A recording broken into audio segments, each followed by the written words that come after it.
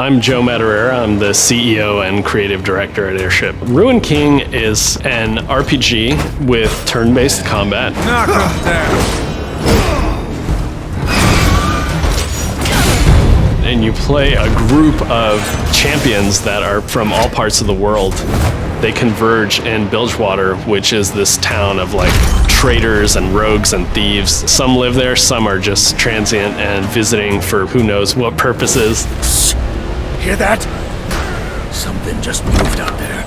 The player's goal is to stop whatever oncoming threat is happening.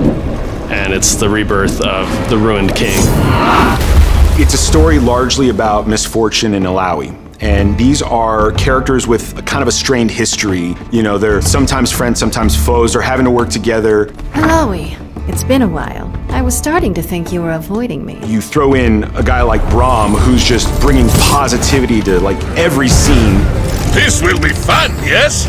Yasuo and Ari, who, you know, they're kind of dealing with like ghosts of their past, and they're kind of bonding over that. Ari? But they have a lot of secrets. I need to control myself. And then you have Pike, who's just crazy. We wanted to make sure each combat was challenging. We don't really want you to just like mindlessly hit one attack and then, oh, now it's a boss use strategy. So lots of the creatures have unique mechanics. We added a lane system where you can actually modify the speed of your abilities, and it'll also modify the powers, and that will let you do things like, I need to heal before my character dies and I see the enemies doing an attack. I can perform an ability in the speed lane and get the heal off in time, or I got a bunch of buffs built up on Yasuo and I'm gonna do his like big attack in the power lane. It's gonna be slower, but it's gonna multiply all of those buffs even more. It just adds a sort of a third dimension to the combat that no other game I've seen has. Combat is separate from the exploration aspect. This division of combat and exploration allows us to really put forward the artistry of the team by highlighting the design of the characters, the animation, the visual effects. We've basically taken what's worked in our previous couple games and refined it. I think we've taken Battle Chasers and cranked it up a notch. So I think this game is uniquely Airship because of that marriage between really fun, like kind of grounded in tradition role-playing mechanics, but brought into the modern era with this great visual wrapper.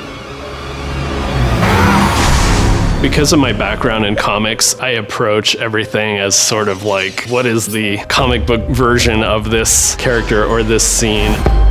This can't be happening. Everyone from role-playing fans to people who are adjacent are gonna get something out of this game. It's not just for League of Legends players. It's a story that anyone can jump into and understand. You know, digesting the beauty of the world to, you know, really grinding your gears and trying to figure out the strategies and tactics to get through hard and difficult battles, to League fans who have always wanted to take a step away from the competitive game What the? and just live in the world.